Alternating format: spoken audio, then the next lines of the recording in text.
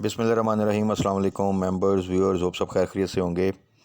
आज की वीडियो में जी डिस्कस करते हैं मार्केट की क्लोजिंग। और मार्केट ने अच्छा आज मेंटेन किया था प्राइस को, और तकरीबन 400 से ज़्यादा पॉइंट पॉजिटिव के साथ मार्केट जो है मूव करती रही। लेकिन उसके बाद मार्केट ने फिर डिप लिया। तो इस पूरे सिनेरियो में सिचुएशन वही है कि मार्केट फ्रजाइल है अभी भी।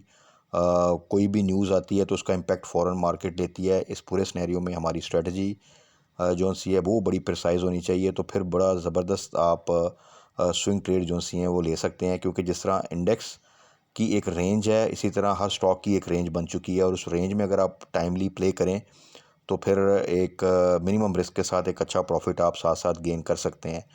तो थोड़ा सा मार्केट को डिस्कस कर लेते हैं, कौन सी न्यूज़ हैं जो मार्केट को थोड़ा बेहतर सपोर्ट कर रही हैं। मार्केट एक पॉजिटिव मूवमेंट के साथ आगे बढ़ रही है। फर्दर मज़ीद आगे कंटिन्यू करेगी, या कुछ न्यूज़ इसको नेगेटिवली इम्पेक्ट कर सकती हैं। प्लस स्टॉक्स, उनमें हमारी क्या स्ट्रेटजी, उनसे कौन से बाइंग लेवल हैं, कहाँ पे हमने स्टॉप लॉस लगाना है, या किन में हमने प्रॉफिट टेकिंग करनी है, इनको आज थोड़ा सा डिस्कस कर लेते हैं। तो सबसे पहले आ जाए मार्केट की तरफ। मार्केट ने 97 पॉइंट की positive closing the, but during trading session market तकरीबन 400 से भी ज़्यादा पॉजिटिव साइड पे थी, और through out the trading session वो पॉजिटिव साइड पे रही। बट सेशन क्लोजिंग के करीब जो सा मार्केट में एकदम आप देखें तो डिप आया, और मार्केट ने जो फिर क्लोजिंग है वो आखिरी एक आवर में अगर आप देखें तो मूवमेंट, अगर आप ग्राफ भी देखें तो वहाँ से फिर मार्केट ने एक डिप लेना स्टार्ट किया या करेक्ट करना स्टार्ट किया। उसमें पॉलिटिकल साइड पे अगर आप देखें तो ये भी उस वक्त न्यूज़ चल रही थी कि इमरान खान के जो नाकाबिल ज़मानत वारंट गिरफ़्तारी निकले हुए उसके अगेंस्ट जो सा था वो डिसीजन आया, और वो जो मेंटेन किए गए वही नाकाबिल ज़मानत वारंट गिरफ़्तारी। तो उस लिहाज से पॉलिटिकल साइड पे इंस्टेबिलिटी को देखते हुए भी थोड़ा सा मार्केट जो सा उसका नेगेटिव इम्पैक्ट लेती है। प्लस कुछ अच्छी न्यूज़ जिसमें जिस तरह चाइना ने एक अपना जो हमें फाइनेंशियल असिस्टेंस दी है, एक लोन रोल ओवर किया, और उसकी फ़र्स्ट जो सी इंस्टॉलमेंट जो सी है वो हमें मिल चुकी है। प्लस सऊदी भी कुछ इन्वेस्टमेंट के हवाले से अच्छी न्यूज़ आ रही हैं। प्लस आईएमएफ के साथ स्टाफ लेवल एग्रीमेंट के लिए दोबारा से मुज़ाकरा स्टार्ट हुई, और ये बात आ रही थी कि इसी वीक में जो है वो कंक्लूड कर जाएंगे, और they are not satisfied with our actions. So let's see कि अगर तो ये चीज़ें इस तरह जाती हैं तो फिर तो मार्केट एक अपना स्लोली जो है पॉजिटिव मोमेंटम काफ़ी हद तक मेंटेन करेगी, अगर कोई पॉलिटिकल साइड पे कोई नेगेटिव न्यूज़ नहीं आती, या इकोनॉमिक साइड पे।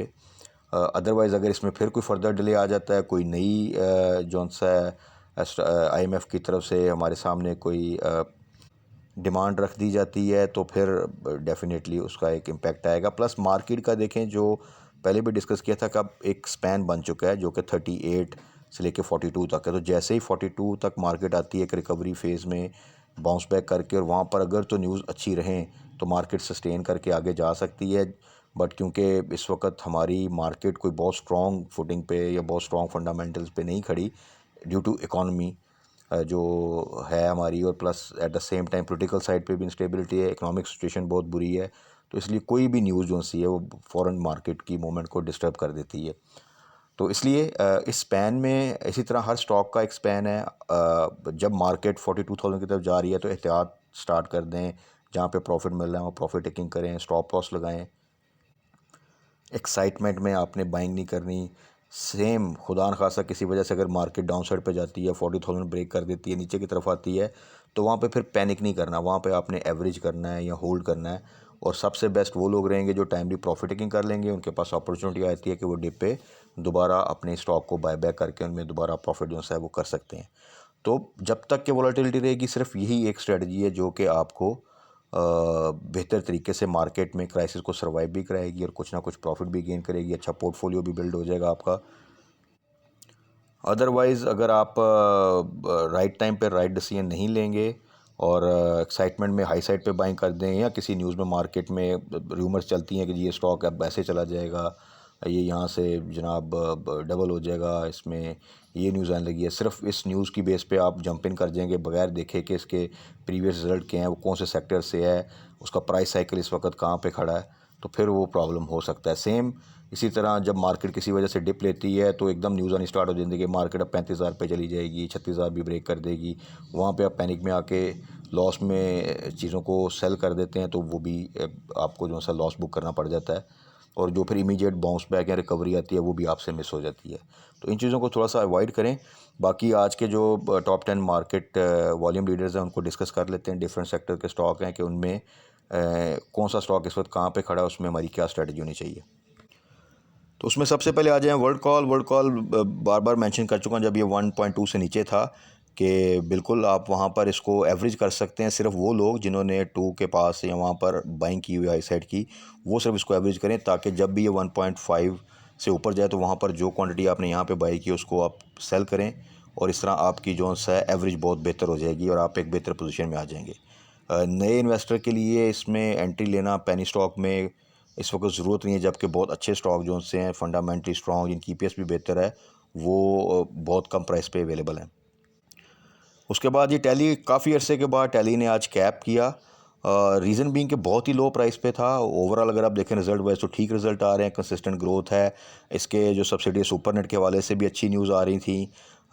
उनकी मटेरियल इन्फॉर्मेशन तो definitely being a parent company आप कह सकते हैं। टैली इन रेट्स पर बहुत ही चीप था, और इसको जब भी डिस्कस किया, दोस्तों ने पूछा जिनके पास भी टैली की होल्डिंग है, तो यही सजेस्ट किया कि इन रेट्स पे तो इसको बेचना तो बिल्कुल नहीं है। हाँ, 6 से नीचे आप इसको एवरेज बिल्कुल कर सकते हैं, और क्योंकि वो प्राइस लेवल्स बहुत ही लो साइड पे थे, तो वहाँ से देखें आज एक न्यूज़ आई तो इसने आज कैप किया, और अच्छे बाइंग वॉल्यूम के साथ। और उम्मीद है अगर मार्केट ने थोड़ा सा मोमेंटम अपना जारी रखा तो कल भी इसमें एक पॉजिटिव जो सा है वो आप मूवमेंट देख सकते हैं। इसमें जिन दोस्तों ने जो क्वांटिटी एवरेज की थी 6 से नीचे, वो इसका जो सा 6.5 का स्टॉप लॉस लगा के जो सा आप रखें, और कल अगर ये पॉजिटिव साइड पे अपर कैपिटल जाता है तो फिर आपने अपना जो स्टॉप लॉस है वो 7 पे ले जाना है, और फिर इसको आपने होल्ड करना है। तो इस तरह ये है कि आप एक सिक्योर स्ट्रेटजी के साथ इसकी होल्डिंग करते हुए साथ साथ अपना प्रॉफिट सिक्योर करते जाएंगे। उसके बाद है G T P L P still बहुत लो प्राइस पे है, दो कि इसका रिजल्ट भी अच्छा है। अभी इसकी मटेरियल इन्फॉर्मेशन भी आई है। इसकी सब्सिडरी जो सी है उसको सिंध गवर्नमेंट की तरफ से आई थिंक कुछ कंस्ट्रक्शन प्रोजेक्ट्स का परमिट भी मिला है। तो ओवरऑल ये भी अभी आप समझ लें कि यहाँ पे आप जस्ट एकमुलेट करें। अगर आपके पास होल्डिंग है थोड़ा सा वेट करें, इसमें किसी भी टाइम आप एक अच्छी मूवमेंट देख सकते हैं, और 18 to 20 का वो टारगेट होगा जहाँ पे फिर आप प्रॉफिट टेकिंग जो है वो करेंगे। उसके बाद है जी ओ जी डी सी का हम साथ साथ डिस्कस करते रहते हैं, और अभी कल की वीडियो में ही, वीकेंड की वीडियो में डिस्कस यही किया था कि 85 से नीचे जो सा इसकी बाइंग है, और जैसे 90 से ऊपर जाए वहाँ पे प्रॉफिट टेकिंग। अभी इसका ये स्पैन है, आप समझ लें 80 से लेके 90, ये 10 रुपये का जो स्पैन है, इसमें आपने भी मूव करना है। आज इसने तकरीबन 90 को टच किया अगर आप कह लें, तो उसके बाद जब जैसे करेक्शन आई मार्केट में, आप देखें कि इसकी जो क्लोजिंग आई है वो 86.49 की क्लोजिंग है।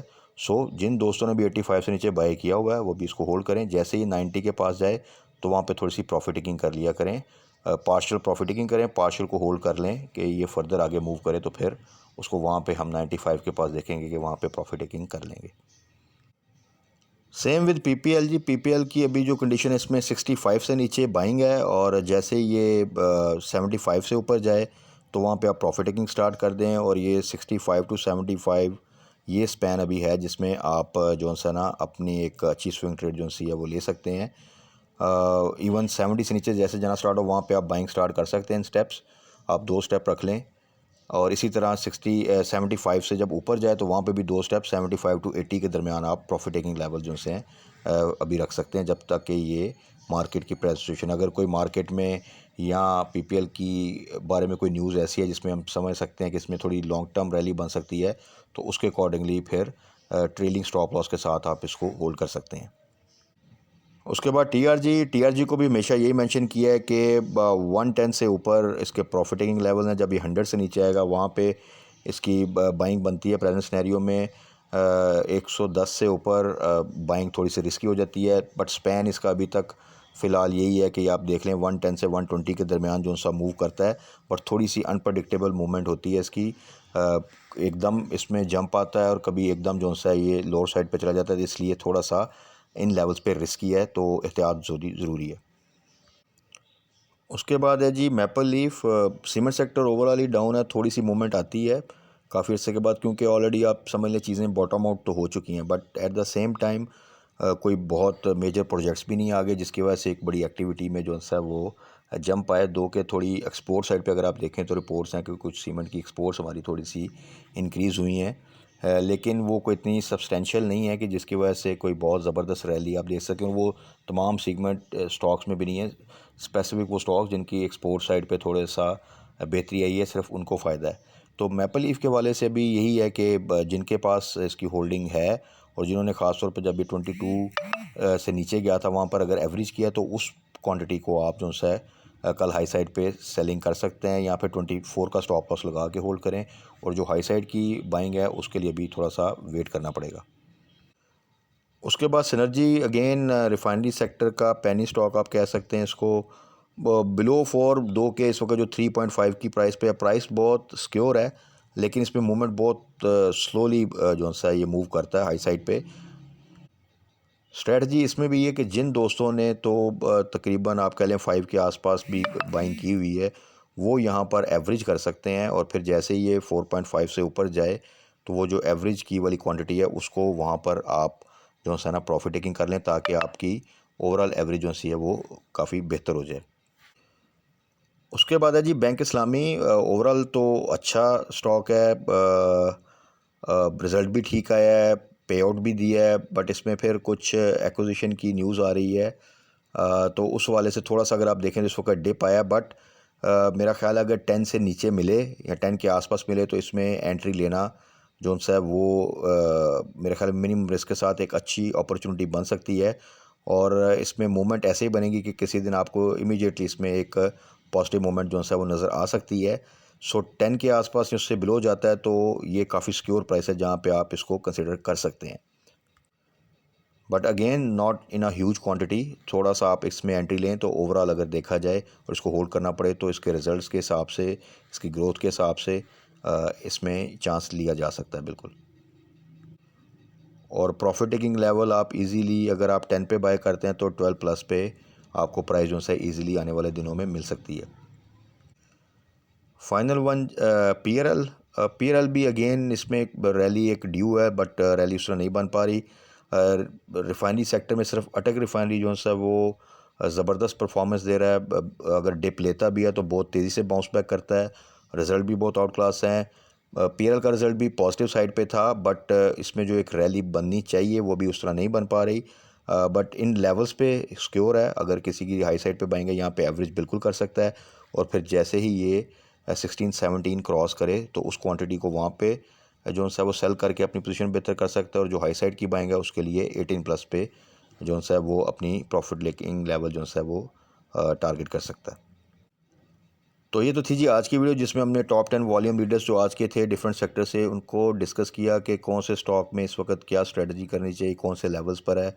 प्लस कल के लिए भी स्टे पॉजिटिव, क्योंकि जो एक आज मार्केट ने सेशन क्लोजिंग के पास जो है एक डिप लिया, अगर कोई न्यूज़ बुरी नहीं आती और स्टेटस को रहता है तो मार्केट वही जो पॉइंट्स उसने आज 200-300 का डिप लिया था वो कल दोबारा से मार्केट को एक पॉजिटिव मोमेंटम में रख सकती है, डिपेंडिंग अपॉन कि आईएमएफ की तरफ से क्या न्यूज़ आती है और पॉलिटिकल साइड पे खुदा न खास्ता कोई किसी किस्म की अनसर्टनटी या इंस्टेबिलिटी नहीं आती।